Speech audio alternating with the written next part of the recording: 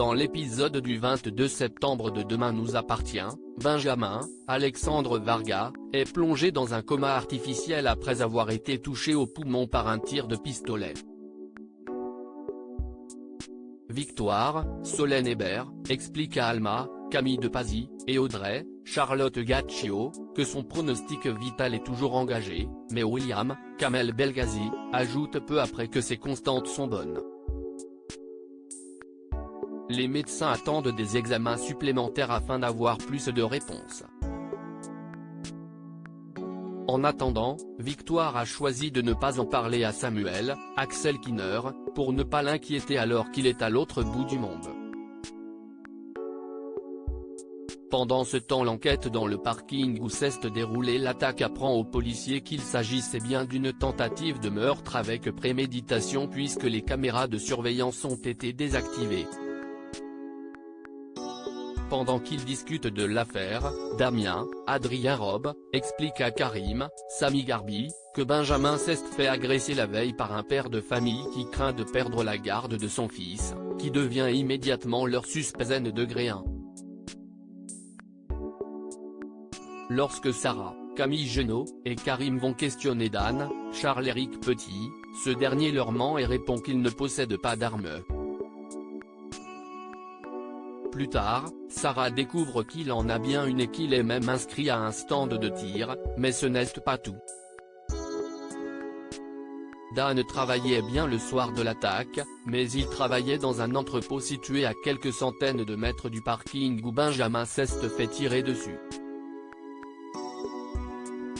Cela leur suffit à se mettre en route pour l'interpeller. Entre-temps, Damien appelle Audrey pour lui expliquer la situation et la mère de famille demande ensuite à Léo, Paco Blanco, de ne pas aller jouer chez Matisse, Léandre Castellano Lemoine, après l'école, contrairement à ce qui était prévu. Pourtant quand Lizzie, Juliette Maliba, arrive à l'école pour venir chercher Léo à la fin de la journée, la maîtresse lui explique qu'il est déjà parti avec Matisse et son père. Quand la police arrive chez Dan, ce dernier est en pleine dispute avec son ex-femme au téléphone. Furieux, il envoie les enfants jouer ailleurs et crie aux policiers de le laisser tranquille, soulignant qu'il va faire une connerie. Nathan et NJ sur le point de rompre. Pendant ce temps, Emma, Lunalou, raconte son expérience à Camille, Elisa et Zédine, et se révèle ravie malgré la quantité de travail abattu. Elle arrive cependant en retard ce jour-là face à un Alexandre Brasseur, furieux. Plus tard, elle est rejointe par Alain Lebar, venu prendre des photos de l'exploitation pour leur association et se fait de nouveau rabrouer par Alex qu'il pense qu'elle s'amuse.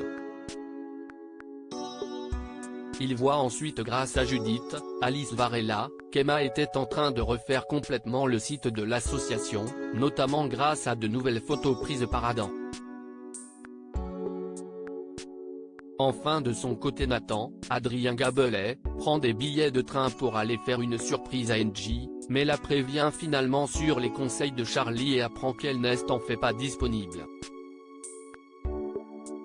Charlie, Clémence Lassala, essaie de dire à son ami qu'Angie a l'air d'être passé à autre chose et, le voyant peiner, lui propose de venir s'installer quelque temps chez François, Emmanuel Moire, plutôt que de rester au foyer.